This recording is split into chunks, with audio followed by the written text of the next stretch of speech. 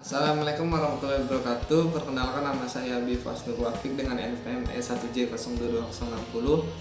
Di sini saya akan mempresentasikan tentang proyek metode morfologi 2023 dengan tanaman yang saya teliti, yaitu tebu dengan spesies Saccharum officinarum familia Poaceae. Dosen pembimbing Dr. IR Uswatu Nurjana MP, Prodi Agroteknologi, Fakultas Pertanian Universitas Bengkulu 2023. Yang pertama itu ada morfologi akar. Di sini ada gambar akar tebu. Sifat akar itu yang pertama, bagian tumbuhan dalam tanah dan tumbuh ke pusat bumi, lalu tidak berbuku-buku, terus tumbuh pada ujungnya, warna tidak hijau, lebih ke putih-putihan. Lalu ada fungsi akar, itu yang pertama memperkuat berdirinya tumbuhan, menyerap air dan zat-zat makanan. Bagian-bagian akar itu ada leher atau pangkal akar sebagai penghubung antar akar dengan tumbuhan.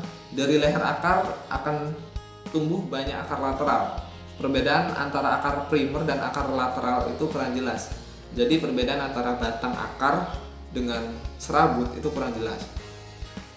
Lalu ada akar tunas, yaitu akar yang tumbuh sementara atau akar pengganti akar bibit dan akan ada selama tanaman tumbuh.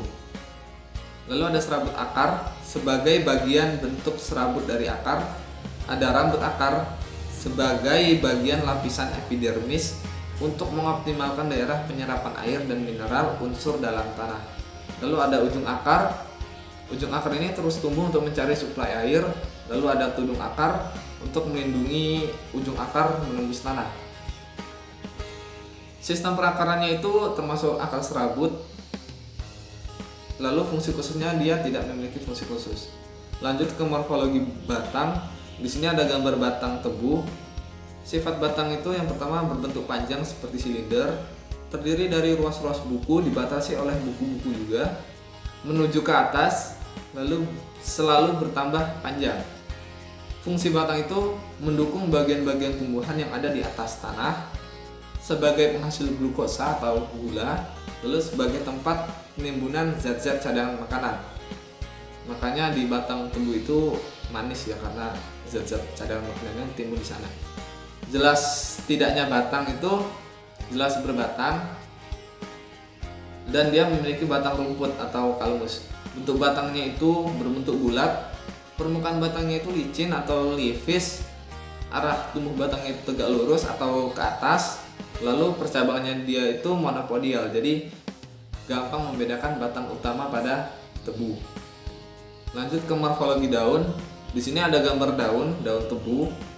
Fungsinya sebagai tempat fotosintesis, organ pernapasan, organ respirasi, dan juga tempat transplantasi.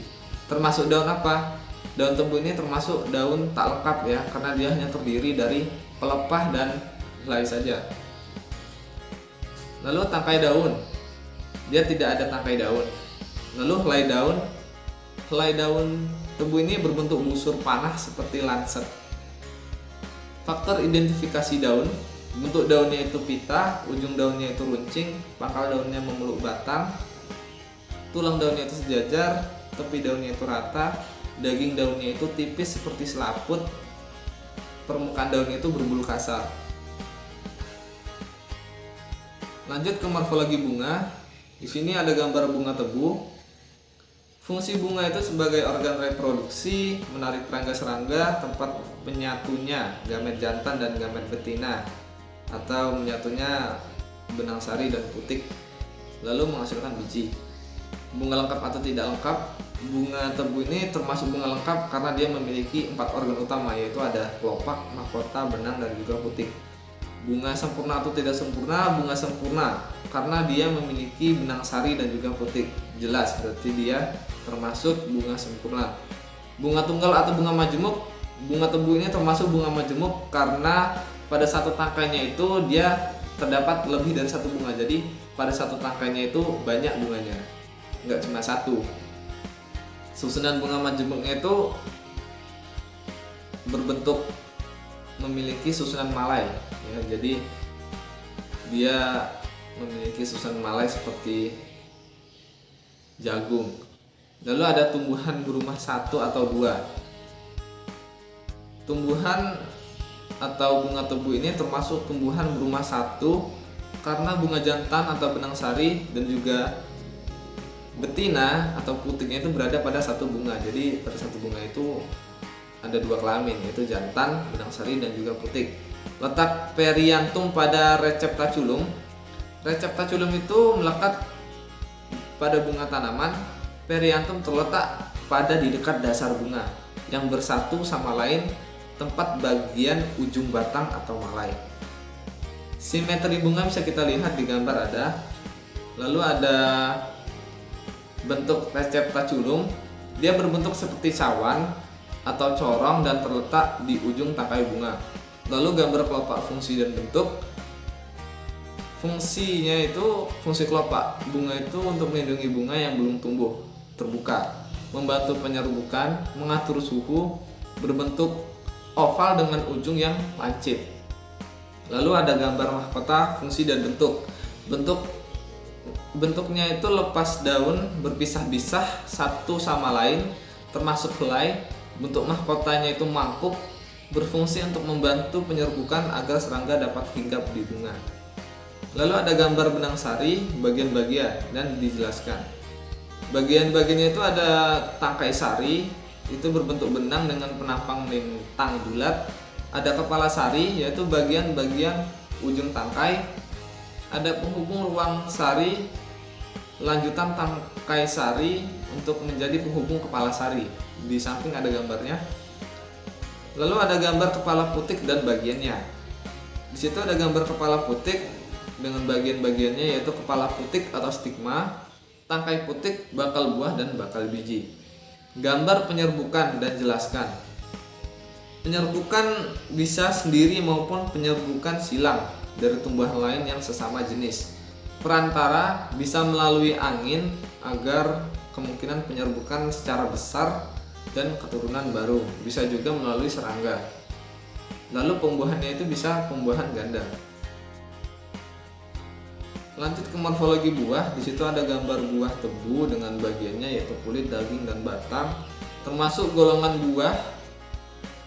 Buah tebu ini termasuk buah semu karena terbentuk dari hasil perkembangan dinding bakal atau ovarium yang membesar dan menebal. Lalu bagian yang ikut tumbuh bersama buah, yaitu ada tangkai, ada sisir, ada lapisan kulit, daging buah. Jika komoditi termasuk buah sejati, tentukan buah apa. Buah tebu ini masih termasuk buah semu. Jika komoditi termasuk buah sejati tunggal kering, tentukan buah apa. Buah tebu ini masih termasuk buah semu. Gambarkan bagian-bagian dalam kondisi terbelah, tunjukkan bagiannya. Di situ ada gambarnya ya, bagian-bagian buah. Ada kulit luar, ada serat buah, ada daging, dan juga biji kecil-kecil. Lanjut ke morfologi biji. Di situ ada gambar biji dengan bagian-bagiannya. Biji tebu, termasuk biji tertutup atau terbuka, dan jelaskan bagiannya. Biji tebu ini termasuk biji tertutup dengan bagian-bagiannya, yaitu lapisan epidermis, lapisan testa, endosperm, dan embrio. Bagian yang mengikuti kulit biji, lapisan testa. Lapisan testa atau kulit biji merupakan lapisan kedua yang berfungsi melindungi biji. Gambar biji tebu dan bagian-bagiannya. Di situ sudah ada gambar biji tebu yang sudah dibelah beserta bagian-bagiannya. Tipe perkecambahan. Tipe perkecambahan biji tebu adalah epigel, yaitu perkecambahan yang kotiledonnya itu akan naik ke atas permukaan tanah. Lanjut ke morfologi organa metamorfa. Tebu tidak termasuk dalam organa metamorfa. Manfaat dan kegunaan tebu. Yang pertama, tebu itu sebagai sumber gula untuk pembuatan makanan dan minuman manis. Dapat juga digunakan dalam pembuatan sirup, minuman ringan, permen, dan makanan lainnya. Sebagai sumber serat, bagian-bagian seperti daun, batang dapat digunakan sebagai sumber serat dalam produksi kertas, produk kayu, dan bahan-bahan lainnya. Tanaman penutup tanah, jadi bisa juga untuk mengurangi erosi tanah dan meningkatkan kesuburan tanah. Obat tradisional, beberapa budaya digunakan sebagai obat untuk berbagai masalah penyakit seperti demam, sakit, kepala, dan lain-lain. Lalu ada industri farmasi. Senyawa yang ditemukan dalam tubuh digunakan dalam produksi obat-obatan seperti antiseptik, anti jamur, dan lain-lain. Lalu bisa sebagai industri kosmetik, digunakan dalam beberapa produk perawatan kulit dan rambut karena kandungan gula alaminya membantu untuk menghaluskan kulit. Mungkin hanya itu yang bisa saya sampaikan. Ada kata-kata yang kurang berkenan, saya mohon maaf. Saya akhiri. Wassalamualaikum warahmatullahi wabarakatuh.